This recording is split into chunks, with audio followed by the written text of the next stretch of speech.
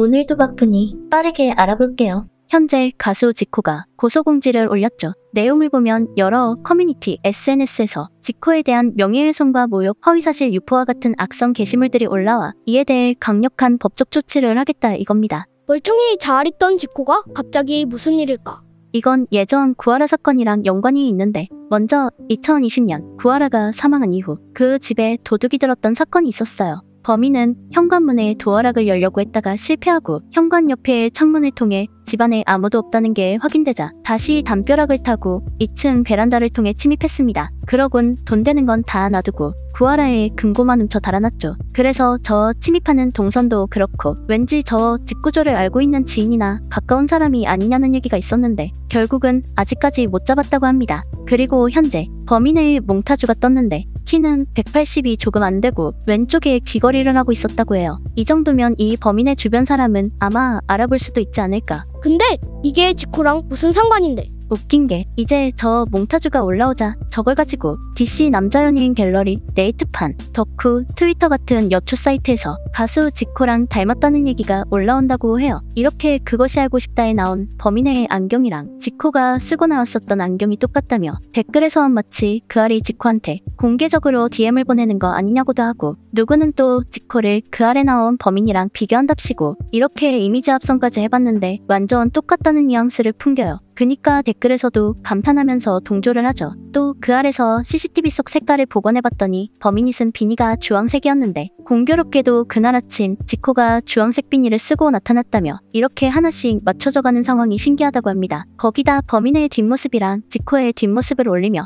먼 허벅지 라인까지 똑같다면서 대놓고 지코를 범인인 것처럼 만들고 심지어는 그 아래 나온 몽타주 옆에 지코의 사진을 이어붙여 누가 보면 그 아래서 범인을 지코랑 비교해놓은 것처럼 합성까지 해놨습니다. 할 일들이 그렇게도 없나. 하여간 겁나 부지런한 것들이죠. 그리고 쟤들이 저렇게 지코를 범인이라고 생각하고 있는 그 근거는 먼저 지코가 예전에 라디오스타에 나와 정준영의 황금폰을 봤다던 얘기를 했었는데 그럼 이제 지코도 정준영이 찍은 불법 촬영물을 같이 봤을 텐데 그걸 알고도 신고하지 않았다는 건 결국 지코도 정준영이랑 한패가 아니냐는 거죠. 참고로 버닝썬 다큐멘터리에서 나온 내용을 보면 구하라는 사망하기 전 버닝썬과 관계가 있는 정준영의 카톡을 취재 기자에게 제보를 했던 사실이 나중에 밝혀졌습니다. 그니까 구하라의 집에 침입한 범인이 돈 되는 건 싹 다 놔두고 금고만 털어 갔었던 이유가 아마 그 버닝썬에 대한 중요 자료를 인멸하려 했던 게 아닐까. 그럼 결국 저 범인의 정체는 구하라의 지인보다는 오히려 정준영이나 버닝썬에 관계되어 있는 사람일 가능성이 높다는 거죠. 그니까 이제 이걸 본 저 여초애들의 주장은 구하라가 버닝썬과 관련된 정준영의 카톡을 제보했었던 적이 있고 그 정준영은 수상해 보이는 황금폰을 가지고 있었는데 결국엔 불법 촬영 혐의로 실형까지 받았고 그 정준영의 황금폰까지 볼 수 있었던 지코도 어떻게 보면 관계자니까 그걸 근거로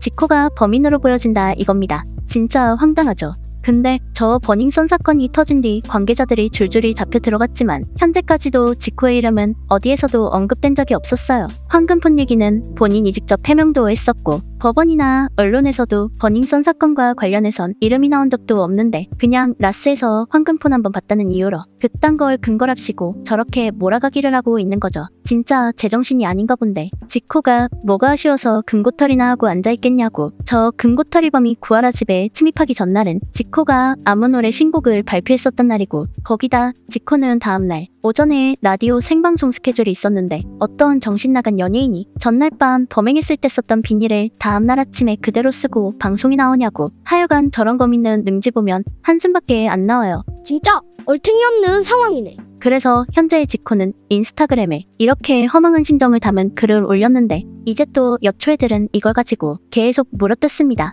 황금폰 재밌으셨어요?